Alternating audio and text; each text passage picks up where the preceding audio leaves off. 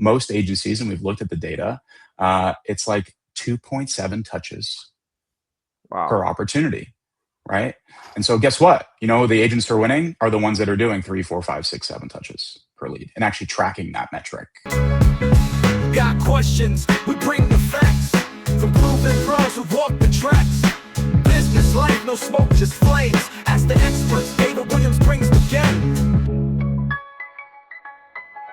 Good morning, everybody. Welcome back to another episode of Ask the Experts. I'm Andy Arter, and today we're diving straight into the intersection of insurance, technology, and brand growth for agents across the country. Our guest today is Chris Nashed.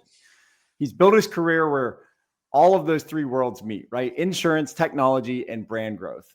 Originally at EverQuote, one of the nation's largest insurance marketplaces, Chris helped scale the agency sales organization and saw up close how data, speed to lead, and lead distribution shape results for agents of every single size. He then helped Leasecake grow from seed to an unsubscribed Series A, leading revenue and building a cross-functional go-to-market team. This is experience that sharpened his view on product market fit, customer journeys, and what it really takes to scale.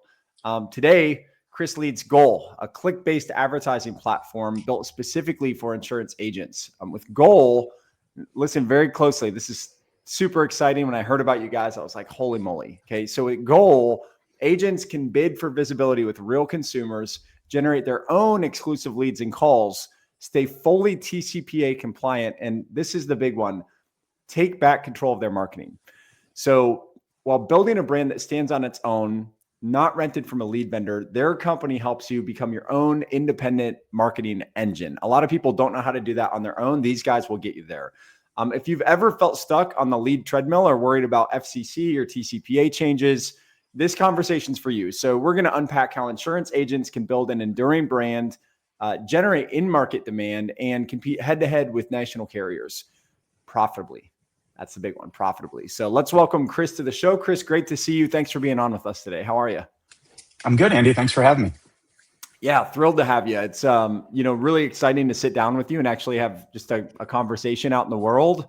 And I first learned about you guys when the big, one-to-one consent ruling was at that time coming down the pipeline. So you guys had already staked out and built a foundation within Goal to prepare agencies for that and to generate one-to-one consent TCPA compliant leads. So thank you guys, because we were able to get a lot of agents lined up with you, to prepare for that. But the really cool part is the whole idea of how you generate leads, the one-to-one consent, everything, in general is just going to drive higher conversions and higher quality and higher control in general. So whether or not that one-to-one consent comes back down the pipeline here in 12 months or 24 months, which will, your clients are not going to have to worry.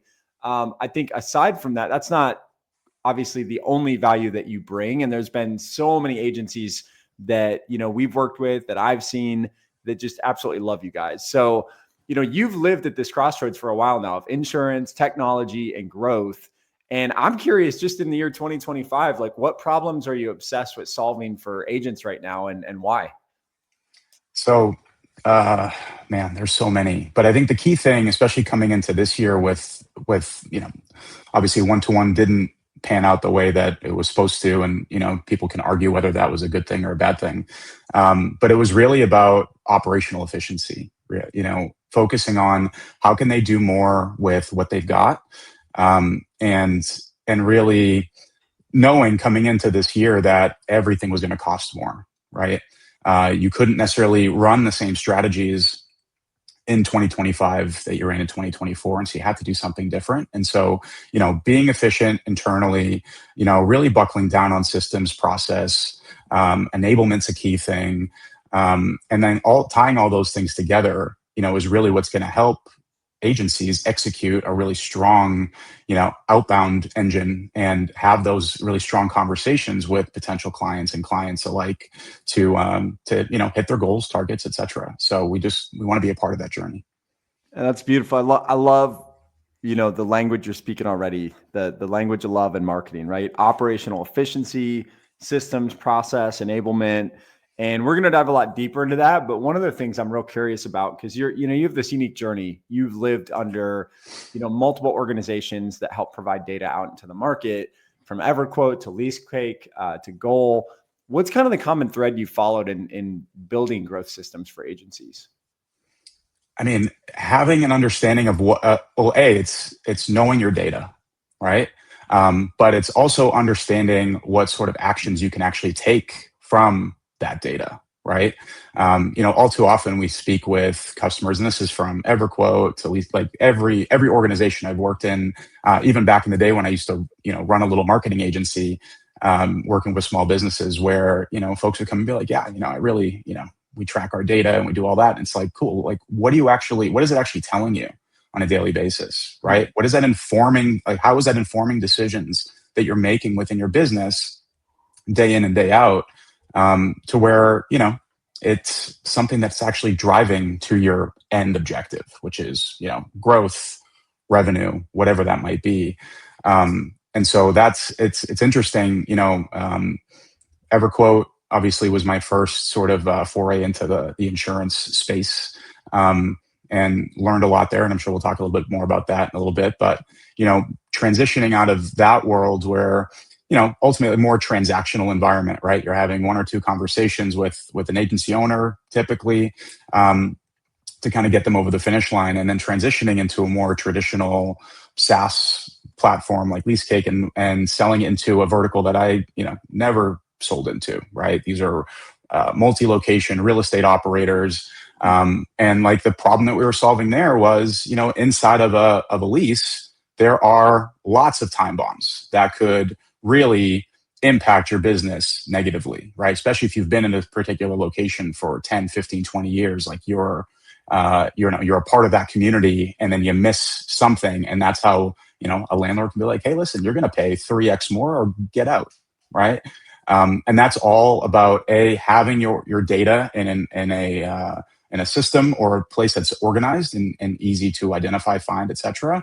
But then also understanding what that data actually means to you or your business. So yeah, all of that was really, really interesting. And I think it really set me up to, take on the opportunity at Goal, where it's kind of like, it's kind of like meshing both of those worlds to some degree, and helping our customers. So.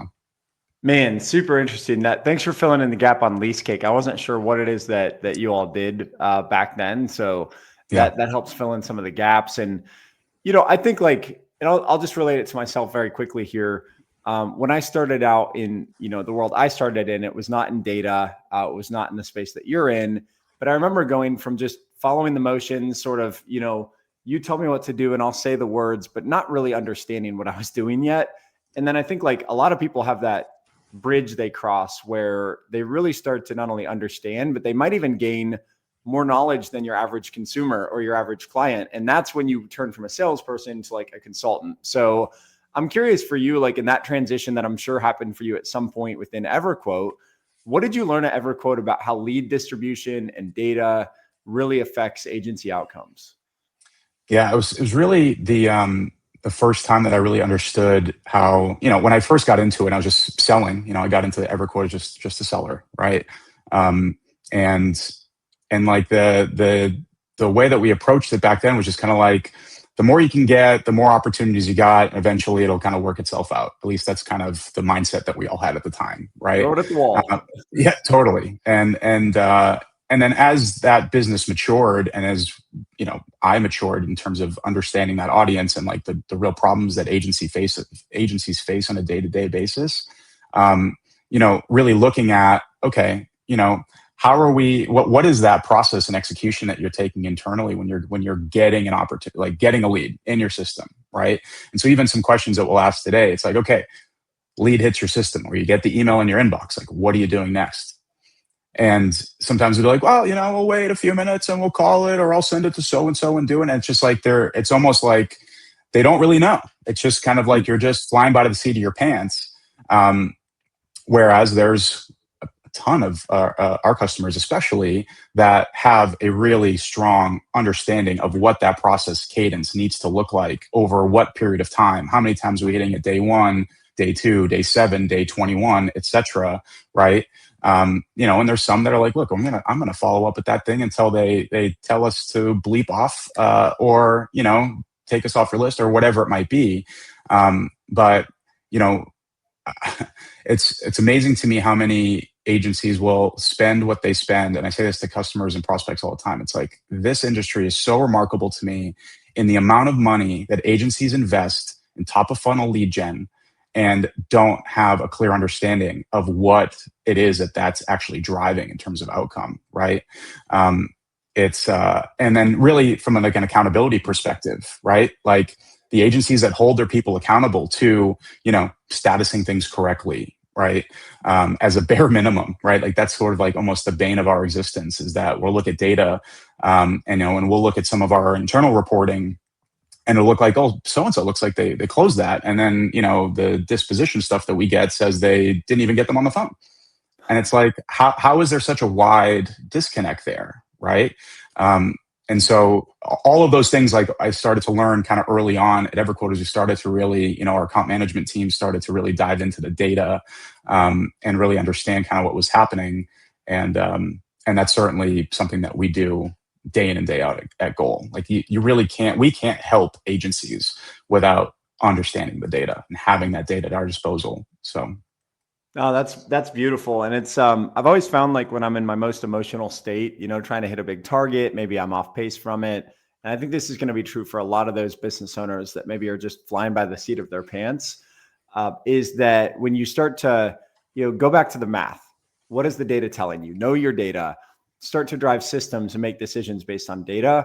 It removes that anxiety and that fear and that uncertainty, that emotional state, right? Of like, I don't know if we're going to grow this month. It's very predictable when you actually just reverse engineer it down to the numbers, and then you work the system and you improve things based on those numbers. So I love that you help agencies adopt that. And we are going to dive a little bit deeper in a minute here into the nitty gritty KPIs and stuff. But one of the things I wanted to dive into with you is actually on branding and positioning before we get into the science of leads. I know in some of the articles you've put out and some of your, different conversations I've had with you, you flag branding as a very hot topic for agents. And in, I guess, plain English, what does a strong, recognizable brand look like for an insurance agency, in 2025 and beyond? Sure. So, I think most people think of branding as just a logo, right? Or a website. And that's certainly part of it. But, it's how does that customer, prospect, whomever that engages with your business, how does that visual actually convey into what their experience looks like when they're interacting with your team, right? So branding in and of itself can very well be just like as simple as, how do you answer the phone? How do you diagnose a problem when somebody's calling in saying, I need XYZ thing, right? That to me is that's branding in a nutshell for insurance today, is really the visual, sure. Like, how do you want to present yourself to at least attract folks into you, right? That's the starting point. But again, it's really that experience that they have with your business after that initial interaction. It's a really, really good way to put it. And I also wrote down, how does it make them feel? Experience, feel. Man, it makes so much sense. And what are the biggest mistakes then that you see agents make when we'll just call it do marketing, but don't actually build a brand? Well, I mean, again, it's like they'll use something like a ChatGPT. They'll, put together a, fairly basic kind of web presence, or they'll run their social media through, their respective carrier, where they're all posting the same message over and over again. I mean, I'm connected with it, right? It's crazy to me. I'm like, I don't understand what do you expect to get out of something like that, right? Like, you're literally just reposting the same whatever, right? As everyone else at the same time. Like, I don't really understand how of a little girl and her dog, and it's this adds no value. It looks like everybody else, totally. Right? So it's really just it's communicating with intention, right? Like, what are you trying to say, right? And especially when you think about, like the bulk of our business, for example, today is are Allstate agents, right? And captive agents in general. And so, I think all too often those folks get into the business because like the comp plan's really good, like awesome, like the comp plan's great, right? And they're behind a big brand that is recognizable in the marketplace, is on their front door. But if I drive down the street and I spent a lot of time in a bunch of different states, but years ago I did this project in Georgia where we were focused on trying to understand the market a little bit more. And I would drive down the street and I would see 5 Allstate agencies within like a 3-mile, within a 3-mile radius, for example. And it's like, well, what's different? And I think today that's even more like that is even more heightened today, just given sort of like what's happening in the world. It's really, really hard to sell insurance today. Everything costs more money. Nobody wants to spend more money on insurance than they need to, right? But the challenge is sometimes like that low cost solution someone might get may very well be detrimental to their lifestyle and the makeup of their household and all of those things that kind of go into it, that they need to kind of take a step back and really understand what their options are. And so I think the difference between a lot of these different agencies too is just, again, how do you approach those conversations to educate people on why they need this versus what they currently have? Because if something happened, like people get insurance because they want to make sure that if something happens, they're good, right? And so anyway, not to go on a long tangent, but there's so much that goes into that I don't think is as top of mind for folks as it probably should be. Yeah, no, I completely agree with you. And it's the same thing where I live, the 2 or 3 Allstates, the 2 or 3 State Farms, a couple of independents, all packed in on one road. So let's take the person who's watching right now and they have like zero differentiated positioning or marketing, right? They're just your run of the mill, vanilla marketing. They've never really put attention on brand. What's like one step this week that they might want to starting on branding? Like one simple, maybe not the full stack, the 10-year brand. I'm talking just get a win, get some momentum, make one change. Where would you recommend somebody starts with that? Yeah. I mean, it's not the easiest question to answer, but I know. if I put myself in that seat, like if it were me, I would do something as simple as go to Google and then type in insurance agents in whatever city or town you're located in, and look and see who's top of the heap, who is easily recognizable if somebody was looking for that, and how are they presenting themselves online. And quite frankly, you'd be shocked to see they probably don't do a great job of it either, right? In terms of like from a visual perspective, from what story they're telling. But in some cases, they do a really good job of conveying that unique differentiator of working with them versus just, calling a Progressive call center and getting the cheapest policy you possibly could get, right? Building any business is not about recreating the wheel. It's trying to see what's already working out there and adapting that to make it fit your business, right? It's like the same thing I tell my sales reps, right? When they first start, and they'll hop in on calls with me, or they'll hop in on calls with other members of my team. And, then we'll do some role plays after and just like figure out where they got the pitch down. And all I'm hearing is them just 100% mirroring every single word and like the way that I would say something or the way somebody else would say something versus, do you understand what we're trying to convey, the questions that we're trying to ask, and how do you make it your own, right? Make it authentic, and try to find your voice, so to speak. And it's the same thing in the insurance world. It's like, figure out what works, right? And then adapt it to make it fit and work within your business, execute, and then just commit. Like you have to commit to it. It's not a one and done. It's not like, cool, we're going to have one team meeting, rah, let's go. It's like, you've got to lead with intention. You've got to commit to it. And by doing that, I think those are both simple concepts, but very hard to really do in practice in some cases. Mm-hmm. And so that level of commitment really needs to be there. But I think if you really do that, you'll see the difference. And I really appreciate that. And I wrote down study other agents' brands, and like that is so invaluable. And I think it's really easy to end up in the rat race of just task. You know, I'm underwater. I'm trying to keep up with the business. But I had a mentor tell me years ago, like, he's like, I don't know if you like to take a drive and that clears your head. I don't know if there's a dock you want to go sit on. I don't know what that looks like for you, but you have to take the time every month to get strategic and take some time off the field to replan and come back at it with a fresh perspective. And like, next time any of you are going to go do that, I think that would be a good exercise, is take some time to sit down and grab a cup of coffee and do some research on your, you know, best, heaviest hitting agents in the market, see what they're doing, and then go duplicate and do better than them. Such good advice.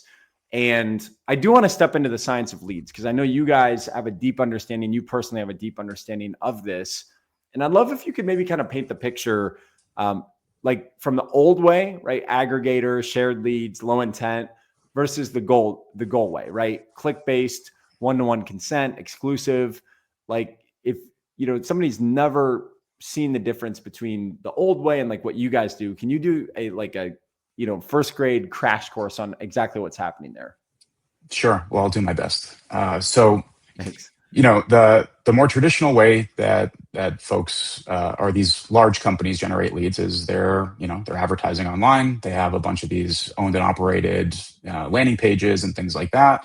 Consumer goes there, fills in information, submits it. That stuff gets resold 2, 3, 4, 5 times, and then typically at the end of that process, that, you know, they're serving more ads, right? State Farm, Geico, Progressive, etc., right? And then that just sort of continues that journey for that consumer, dilutes the quality of that intention of that consumer. And that's why in a lot of cases, that model, you know, it can work, but it's frustrating, you know? Whereas with Goal, what we're really trying to do is, you know, in a lot of cases, you know, our agents' ads are on that sort of advertiser wall after, you know, an initial form is submitted somewhere. But the difference is that we're presenting the agent at the top of the funnel, right? There's some clear visibility to who you are as a business. That consumer has to select you, right? And then once we capture that information for the within the agency's funnel specifically, they get the consent, all of that. What we're really trying to create too, not only a sort of a better mousetrap or a better experience for the agent, but really a final destination for the consumer, right? So when they land on the agent's profile page, we're not serving more ads. We're not telling them to go continue that journey, right? The only call to action that we create for that consumer is to call, right? And so, you know, at that point, like, there's clear visibility into who the agency is. You know, they offer the product that you're looking to get a quote on, and there's a very clear, clean, easy way for you to get in touch, right? And so that to me is the real clear difference around, you know, or it's really the closest way to generate what we, you know, the dirtiest word in the game, which is exclusive. Okay. Exclusivity in the lead gen space is incredibly difficult. Okay. And so what we try to convey to our customers and prospects too is like, look, our process is, again, the most exclusive that you're going to get. Okay. But, you know, if I could control human behavior and what they're going to do next, man, I could charge you 10x more than what I'm going to charge you today. Right. Yep. That is an incredibly challenging thing to do. But our intention, again, is to provide a great experience for the consumer, to match them with the right agency and make it really easy for them to get in touch with you so they don't have to continue down that rabbit hole of, you know, submitting more information elsewhere and not knowing, not realizing, because like, how many people really read the fine print on a lot of these things, right? And that's really that's the issue that we see, is that people don't realize that when every time they plug their information in on one of these websites, it's getting sent off to however many different places. And that was really one of the key things that one-to-one law was going to solve. And so, you know, a lot of agents were really scared off by it because they're like, man, my volume's going to go down and my prices are going to go up. But what we even saw sort of like the tail end of last year, when a lot of our partners were starting to plug that stuff in into their traffic sites and things like that, was quality got better, even though volume went down and costs went up. And so, you know, what I think a lot of agents don't think about too is, what is that true opportunity cost? Meaning, like, how much effort do you have to put in to really get that person on the phone? And if you can shorten that time frame, right, that goes back to my original point of efficiency. Like, how do we do more with less? And so, I honestly think, and then not just because like the reason why we came to market in a lot of cases was to solve for that, but I really do think that not going into place was a detriment to a lot of insurance agencies and really any business that generates leads online, but especially in this world. And so, so yeah, even with that, we've never changed our process. Like we see a ton of value in how we're doing it, capturing that consent one-to-one, giving that direct visibility to the consumer of that particular agency. And it's still working, and again, not to go on a long tangent, but what I will say is, one of the hardest things that we had to deal with this year was when that didn't happen, we saw a lot of agencies leave us, right? Because they're like, man, well, if it's $15 a lead with you, I can go get it from so-and-so for 5 or 6. I'm just going to go do that if I don't have to worry about consent. And so, we took that on the chin and, to be fair, the bulk of our agencies that we're delivering value for and seeing a lot of success, they didn't go anywhere. But what we then started to see was a bit more of a boomerang, right? Especially in sort of the second half of the year. I figured they're like $5 a lead, but I got to buy 10 of them to get a deal. I could buy one from you guys for 15. They like start to work it out, and it's like, sorry, Chris. Hey, can we talk? Was it like that? Well, it was that. Plus, it was like we tend to try to really optimize for acquisition costs, right? We don't really want to get into the race to the bottom lead cost kind of conversation. And there were some instances where maybe at the time our acquisition costs were a bit higher, right? To where they're like, man, I can go get $5, $6 leads and I could probably get a CPA that's lower or the same and get more, et cetera, et cetera.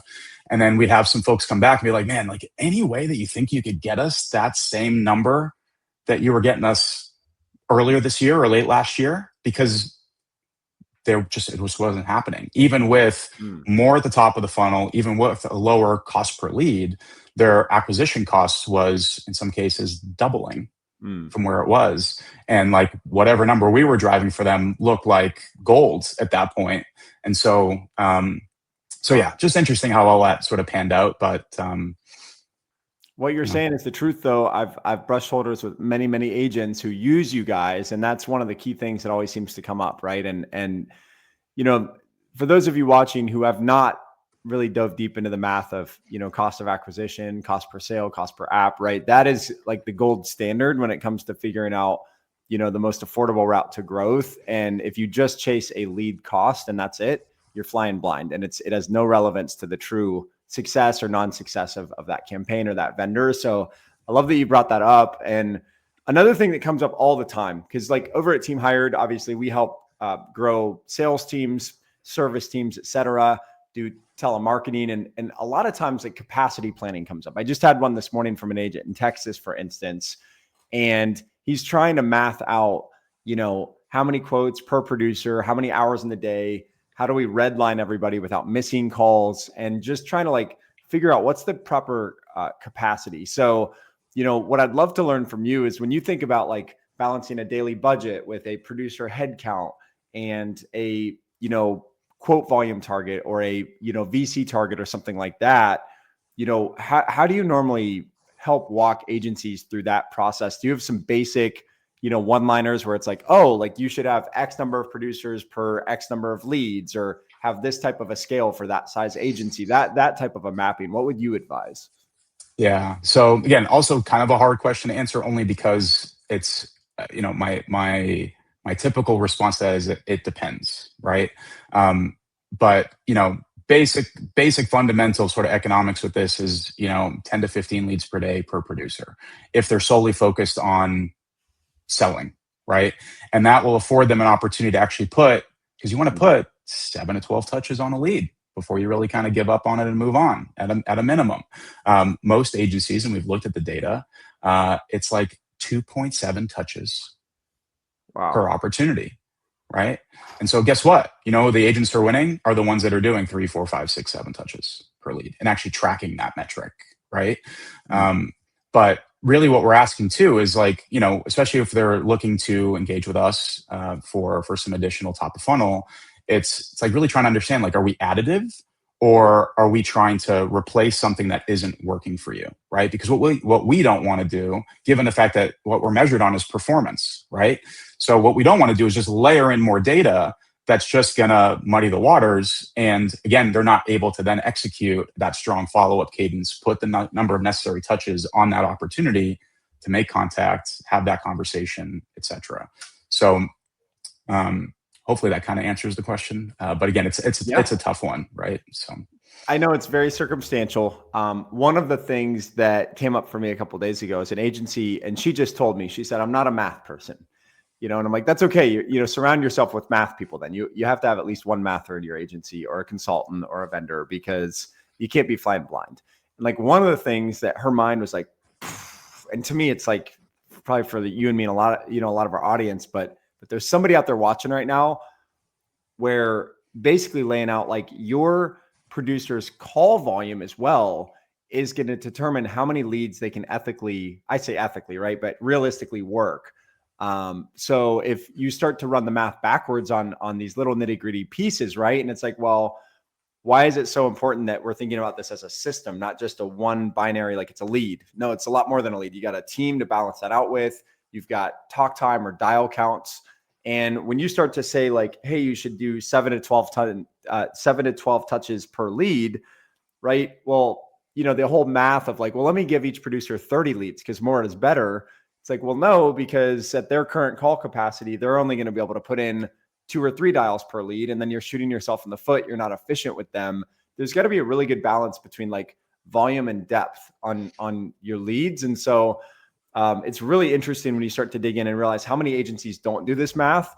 And it's not just like, hey, I want my team to make 100 dials a day instead of 80, because I want you to work harder. And if you work harder, it's like, well, no, like what's actually happening there is with an additional 20 dials per producer per day times 4 producers, that's 80 dials, that's going to afford you to work an additional 150 leads a month or whatever that looks like, which is going to raise the bar on how many quotes you're capped out at, which is going to ultimately lead to how many deals you get. So I don't think people realize all the time that there is a ceiling to what they're doing. And a lot of that ceiling can be broken, but it's got to be broken either through, better processes, better dialing systems, better accountability to get their team to work at the level that's going to keep up with the lead pool size.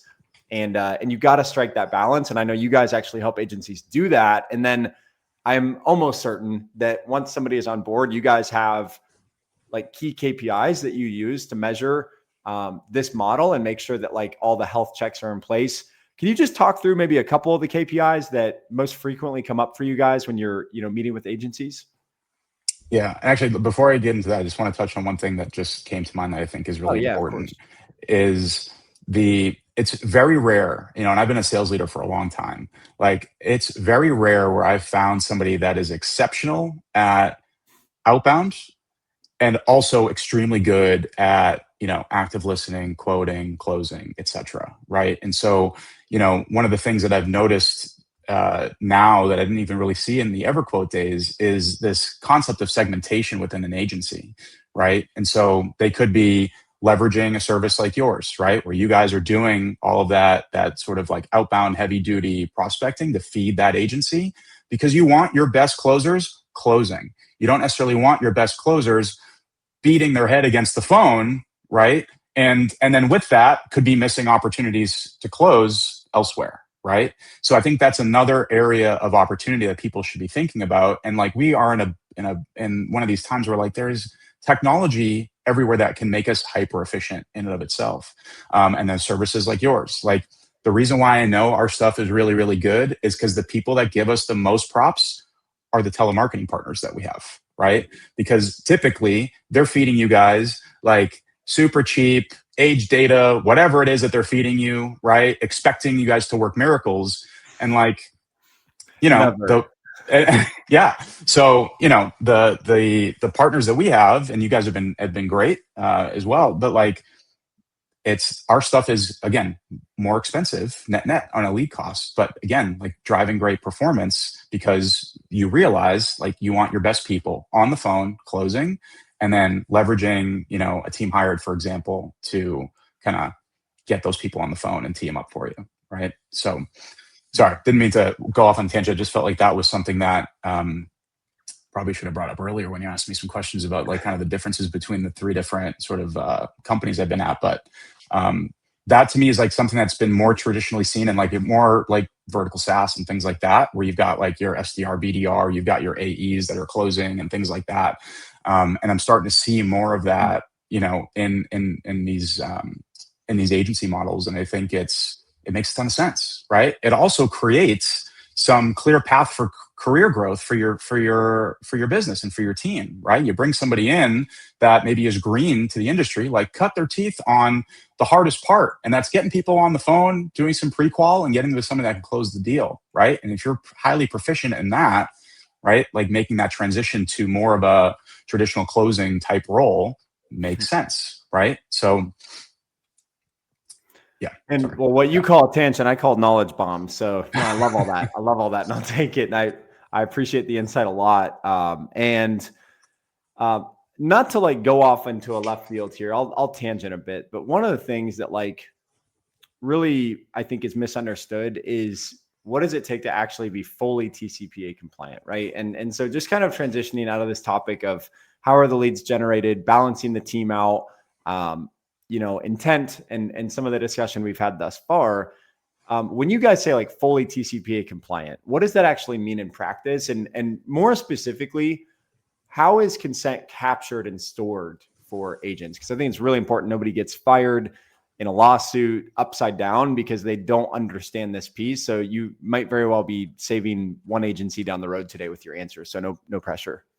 Totally. Yeah. Right.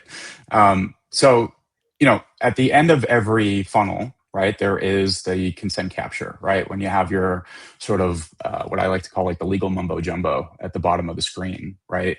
And so for us and for every agency funnel that we operate, that consent is captured, and that language is very, very clear where, you know, they're opting into this process. You can call them, emailing, text them, you know, some folks are dabbling with some AI stuff and whatever else, you know, whatever is compliant within whoever you work for, carrier wise, et cetera, and state wise, you know, you want to follow all those rules and regs. But, so a consumer then plugs in their phone number, they consent to be contacted. And then we use the same enterprise level technology that all the big carriers and aggregators use when they're generating leads and capturing consent. So we use things like Trusted Form. We use Jernaya, right? And those basically give you sort of like the session replay of that consumer hitting the form, consenting to be contacted. So there's that screen grab, so to speak, right? And then, you know, Trusted Form is really cool that it has, you know, that's like certificate of authenticity. So it's timestamp, duration, IP address, location, their operating system, their device. Like, you know, I joke with people, I'm like, they know everything except for what they had for breakfast that day, right? And so that to me is like that's like your insurance policy for your business, right? Making sure that you're doing things in a compliant way, right? And one of the key things that's really interesting that I noticed when I came to Goal 2 was, you know, at EverQuote, one of the biggest complaints. Agents still complain to me about stuff today. Okay. But one of the things I used to hear from our agency customers at EverQuote was like, you know, I called this person, they didn't request a quote. They did it 6 months ago, or whatever sort of, you know, thing that they might hear from somebody on the other line. I don't hear that very frequently, if ever, really, these days, right? And again, it's not a silver bullet. I'm not saying that won't happen. Okay. But you know, when I think about out of 10 things that agents are going to bring to my attention in terms of a problem or an issue or whatever to resolve, it's very rarely, well, we're calling these people and I have no idea who we are. Right. One of the key things I always hear, even if the results maybe aren't there, it's like, oh, they're picking up the phone. Like, we're getting them on the phone. They actually want a quote, but maybe they're just not, they don't, you know, fit our underwriting guidelines. They provided some information that was incorrect or whatever that impacts that. But that intent behind that consumer actually wanting to have that conversation exists. And I think part of that, again, is like you are much closer to that consumer's initial search or whatever sort of led them to you in the first place. You're not 5 steps removed from that consumer submitting information. You know, you're right there. So, So I think all of that kind of plays a role in sort of the experience with what we're trying to do versus the more traditional model. But again, all of that has to do with making sure that you're doing it in a compliant way, and we do that 100% of the time.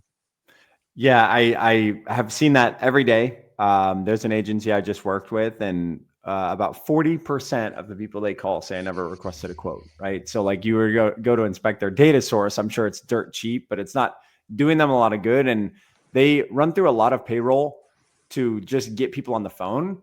So like they're actually paying a lot more money because it's not inexpensive these days to employ people and, tie up 40% of their day. Here's a paycheck and 40% of this paycheck is to wasted time. It's wild, but you see it happen all the time. On the topic of compliance, I have two personal questions that, I think I've run into a lot. First of all, how many days after somebody consents and it comes in and they're a lead, right? Can an agency continuously call that person?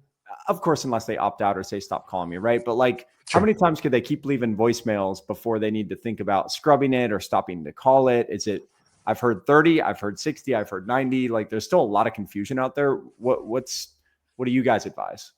So standard consent when it is 90 days from when that initial submission occurs or when you capture that consent. Yeah. 90 days. Okay. Understood. And then here's another question. What do you think is the most common TCPA violation that agencies are doing right now that they're not aware of, if that makes sense? Oh, interesting. You know what I mean? Like, is there a common practice of like, oh, we go to Sales Genie and we call these, or like, I don't know what it is, right? But I'm trying to look out for the agency on here who's doing something that they're not supposed to be doing, and they might not even know it, if that makes sense. Well, they're probably, I know that a ton of agencies are sitting on a mound of data, right? They probably bought thousands and thousands of leads. I would bet big money that they're calling stuff that is outside of that window. When you're talking about like working age data and things like that, look, I'm not an attorney. This is not legal advice or any of that stuff. Okay. Me either. But, that in and of itself is very, very risky. Okay.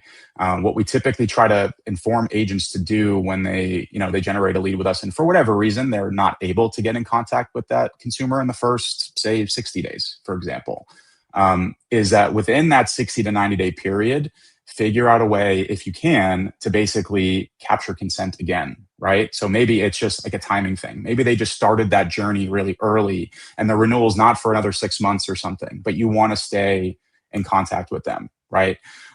It's, if you happen to get them on the phone and you're talking to like, hey, do you mind if I, shoot you a text or something, just stay in touch or something like that, extending that, and again, using compliance systems and all of that, and getting them to agree, that's like resetting the clock, right? So that gives you a bit more time to then continue to engage with that person because you've essentially captured consent again. So yeah, I would say definitely, like most definitely, there's definitely people out there that are calling stuff that, they bought the lead back in January of this year, and they're probably still pursuing that. And, that's risky.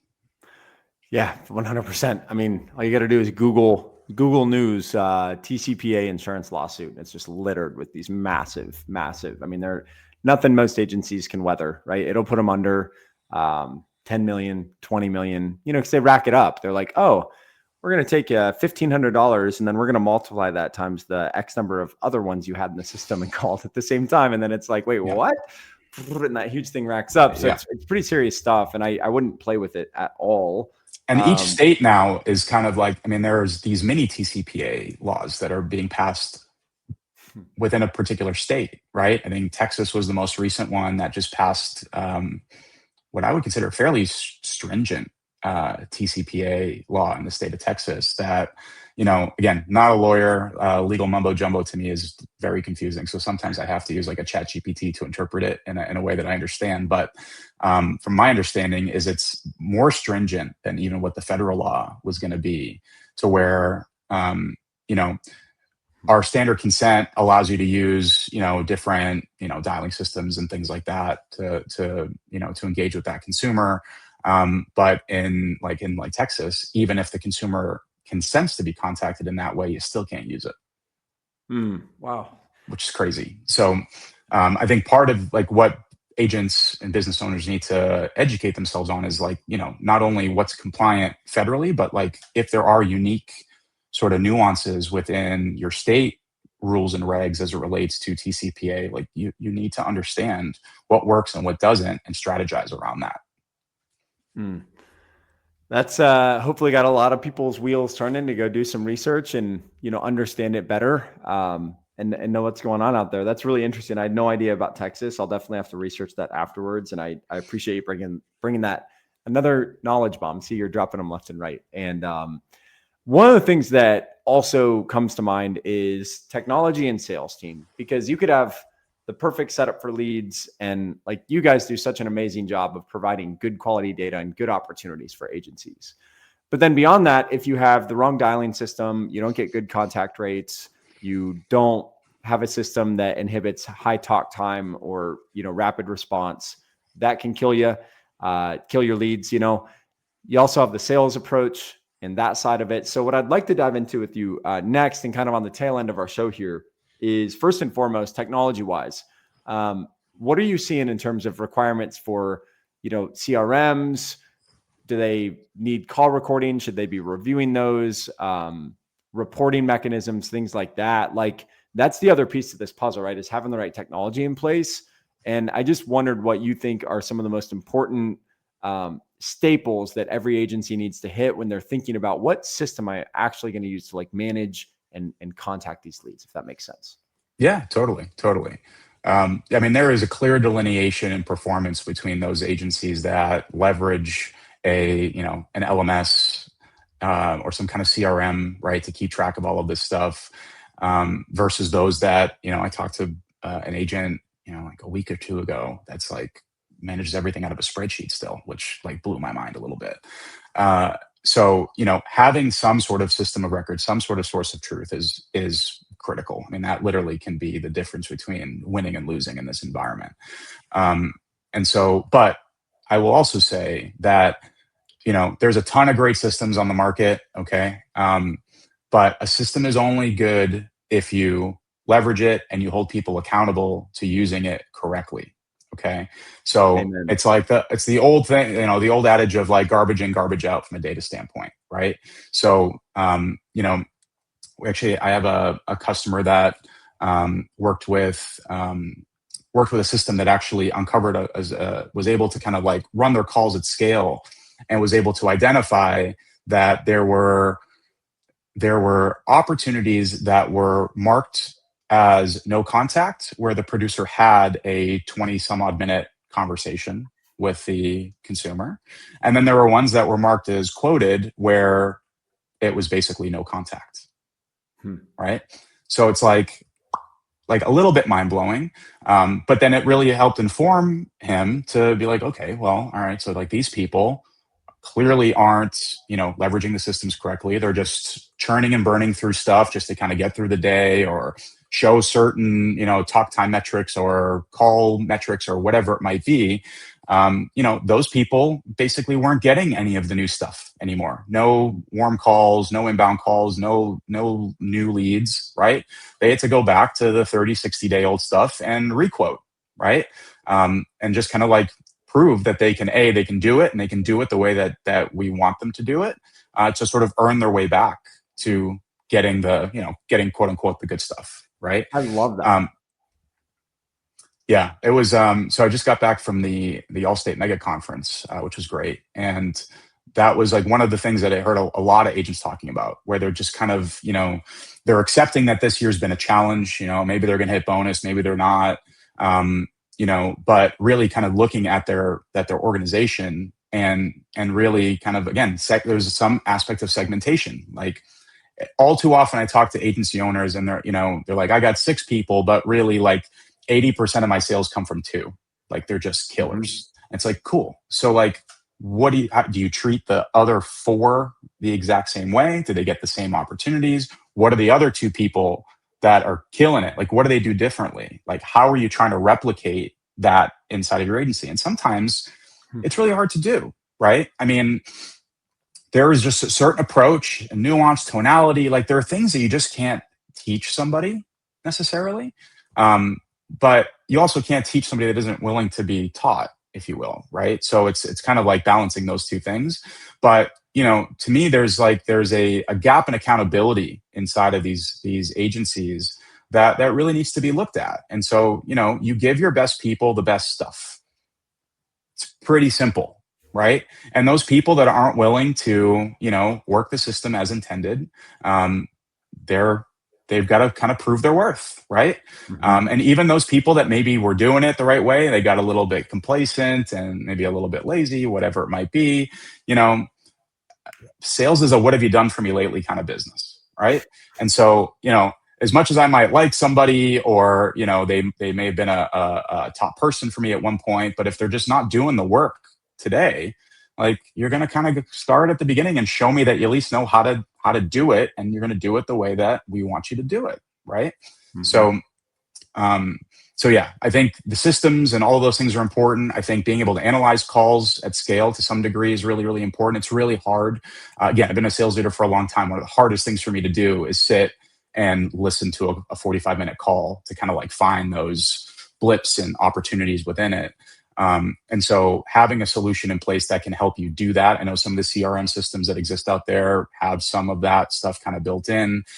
We have some of that built into Goal, where at least the inbound calls that we generate, we have this conversations function that, summarizes the conversation, asks and answers whether did they quote it? How much was it for? Did they sell it? If not, what are the next steps? And then what could the agent have done better to close the deal? Right. So those are just like 3 key questions that ask every single time. Wow. And then we give them the ability to actually chat directly with the transcript. So, if there's a particular initiative within the agency, a lot of agencies coming up at the end of the year, they're trying to hit their life target, for example. So if you're telling your team like, hey, every time you're talking about home and auto, talk about life or whatever it might be. This is a really easy way for agencies and agency owners, managers, et cetera, to be able to check, like, are they doing the thing that we're doing? So like, did they talk about life insurance ? And then it's going to tell you real quick whether they are or not. And so it just helps to accelerate that ability to have those, coaching conversations, those accountability type conversations with folks. And I think it's kind of it's a bit of a gut check for the agency owner or the ops manager or whoever's kind of leading that, to figure out like, is how they're communicating that effective or not, right? Is it primarily one person or 2 people that are doing it? Or is there some sort of trend across the board where they need to kind of take a step back and say, you know what, we need to have another conversation, but maybe we need to explain it in a different way so that people understand why, right? So yeah, anyway, all of those systems are important. Visibility is really important. And then again, going back to that whole brand conversation to start, listening to how people even just pick up the phone. Hey, this is insurance. That's not really exciting. Okay. I don't know how many times I've listened to calls where it's literally like insurance. Just, yep. Are you awake? Like, what are we talking about here? I mean, this is crazy. Bring the energy. I always tell people, I was just coaching a team on Monday, and listen to a lot of their calls. I'm like, bring the energy, like lift people up. You can't come in and do it that way anymore, and it's just it's tough. But like as a leader in your business, like when you talk about brand, the brand, to your point, is not the sign on the outside of the door. In fact, like 99% of their experience is going to be speaking to your employees. So really your employee is your brand, in a lot of ways. It's like, well, is that the way you want to represent? Is that how you want to represent your product, your company, your energy, and being able to solve problems for them? So I love that you brought that up. A lot of people won't bring it up, but I love that you did, for sure. Yeah. I mean, it's one of those things too, where we'll talk to agents about performance, right? They're like, we're quoting a lot, but we're not selling. It's like, okay. So we'll do a little bit of like call review or something. And it's just like every single call, just they answer and it's like, there's low energy. It's almost like they don't want to be there. I don't know about you, but like, I'm not going to put a lot of trust and faith in working with a business if they don't seem very interested in working with me to begin with. Right. And so like, maybe that's the thing that everyone can do when they think about brands coming out of this conversation. Like, forget Google, go listen to some phone calls. Okay. And like, how are your people answering the phone? How are they approaching people that like their first introduction to your business is whoever picks up that phone? right? And so that is going to be, I think, definitely the first step as to whether or not that person's going to be willing to have a quoting conversation. And quite frankly, I'm sure there's a lot of people on this call where you're not the most competitive solution. Okay. Your rates might be obscenely high. And so you really need to double down on that sort of value sell conversation. You can't value sell if the person on the other end of the phone sounds like they're in bed, or they don't want to be there, or they're not really thrilled to even talk to you, or they're almost pissed off as to why you're even calling, right? Like, those are just not recipes for success. 100%. That's the same person who's not going to ask, why are you looking today? Who are you currently with? Why'd you say that? Or like, get to know the person, dive into solving a problem for them, or let alone become a consultant and educate them on a way they've never heard insurance before, to where they're just like, I'm going with you because like nobody's ever brought it to me that way. And almost guaranteed, no guarantees exactly, but almost guaranteed, that monotone, low energy, this is an inconvenience to me phone call is the same exact person who hasn't taken seriously those skill sets and those lessons. And as a sales leader, I know that's a whole nother conversation. Maybe next time we get on, we'll just do one on sales, but we'll do the whole thing monotone like this, and we'll see how it goes. It'd be really fun. I'm sure the view rate on that will be exceptionally high. Yes. It'll be phenomenal. Oh man. Well, this has been amazing. I, really respect you guys for what you've built and what you continue to build. I've had a chance now, just for the audience, so I will plug you guys, right? Because I learned about you from a fairly large but highly critical Texan agent, right? That does not mess around with their money.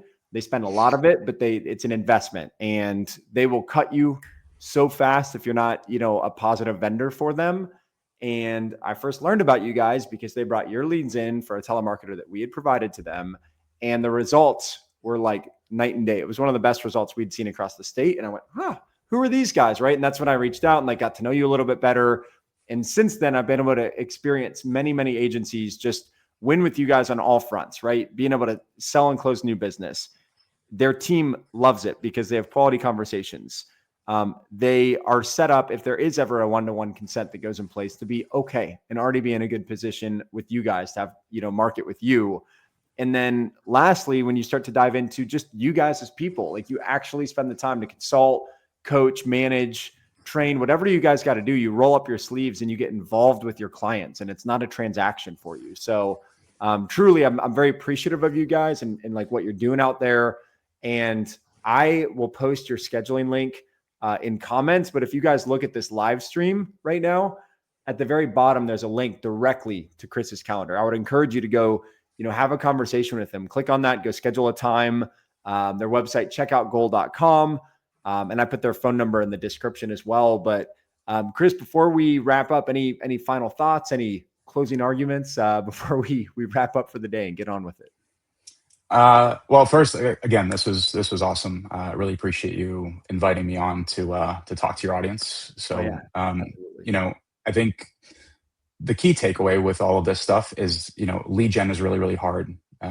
This is an imperfect world that we find ourselves in. And all we're really trying to do is try to do right by our partners. And like we operate with good intention. Okay. We're not always going to drive the best results for every single person we work with. It's just kind of unfortunate the nature of the business.